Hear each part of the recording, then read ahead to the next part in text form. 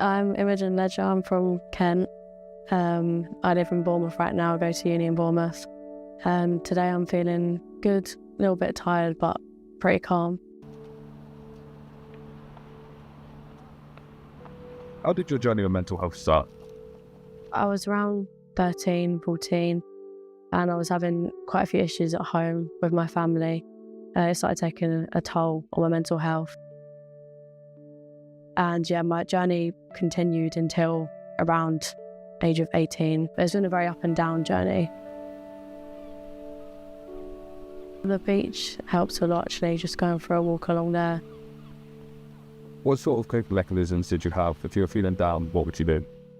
Usually writing, that was the main thing. I got into writing poetry, and that helped for me to just express like overwhelming feelings I was having. Reading as well, watching films, that was a lot of distraction. I started exercising later on, like going out for walks, and that definitely like helped a lot, as well as talking to my mum or my friends.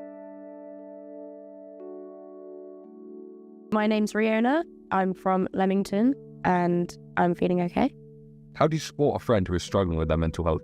It's hard because you don't want to be overbearing. You don't want to make them feel like they're any less just because they're struggling. So you just have to make sure that they're comfortable with communicating what they want to communicate, but don't make them feel bad if they don't want to say everything straight away.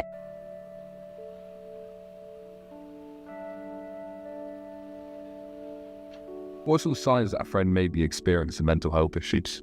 If they change habits that you're not used to them expressing, so like they are social but then all of a sudden they're retracting, or if they were talking about one thing and then it just completely stops being mentioned, you can tell it's like small things like that which can build into something bigger.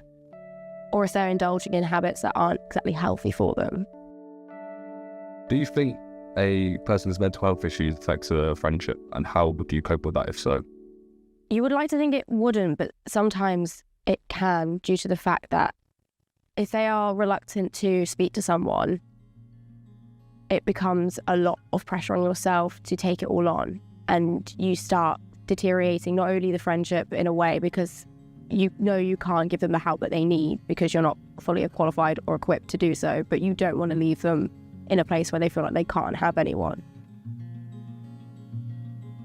What were your initial thoughts of counselling, and did they change when you started? Well, I didn't know much about it first. It was my dad that suggested it.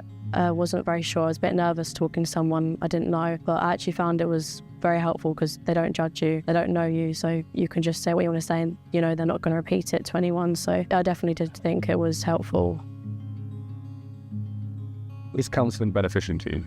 Yeah, definitely. I'd say it did help a lot, like probably helped the most out of everything. But it was mainly her just asking me questions, be like opening up about, you know, childhood, family issues, my mood swings, and she would like offer coping mechanisms. I started off with Dorset Mine nearly 8 years ago as a volunteer and got recruited and then kind of end up staying here. I'm Craig. So I've been part of Dorset Mine since 2017. I came in as a volunteer. I did a public speaking event. One of the ambassadors at the time was at the event and told me to get in contact with the charity and be like, they need your story, they benefit them. What would you say are the benefits of counselling? It gets your internal voice spoken. So what I mean by that is we all talk to ourselves and we all put ourselves down.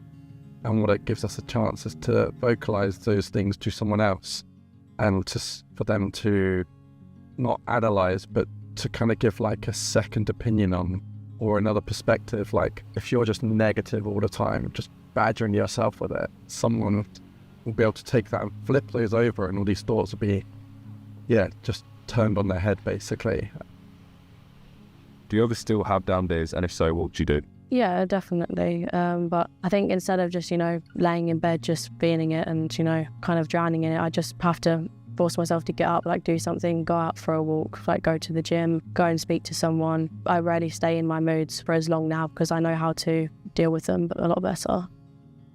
What would you say to anyone dealing with mental health issues? I'd say just reach out, because I know it's hard and it can feel like, you know, you're alone and no one really cares and no one's going to understand, but you don't realise when you do tell people who love you, they do understand. Sometimes they could be going through the same thing and they're not opening up, so it does really help to speak to people, and also just don't have the mindset that it's going to be like this forever, that you're always going to feel like this, because that's not helpful and it's not true. Like, things can change.